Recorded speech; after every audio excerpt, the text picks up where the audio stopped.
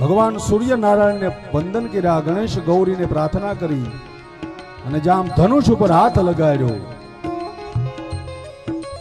તેહી છન રામ મધ્ય ધનુ તોરા, તેહી છન રામ મધ્ય ધનુ તોરા, હરે ભુવન ધુની ઘોર કઠોરા, હરે ભુવન ધુની ઘોર કઠોરા. એ સમયે ચારે દિશાઓની અંદર કડાકા થવા લાગ્યા, વીજળી ચમકવા લાગી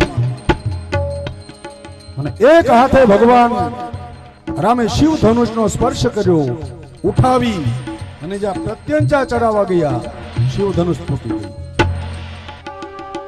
આવી રીતે શિવ ધનુષ તોડી પછી કુળના રીતિ રિવાજ પ્રમાણે અયોધ્યાની અંદર પત્રિકા, લગ્ન પત્રિકા એ મોકલાવી અને આ બાજુ અયોધ્યાથી દશરથ રાજા બધા જ અયોધ્યા વાસીઓની સાથે જાન લઈને આવ્યા.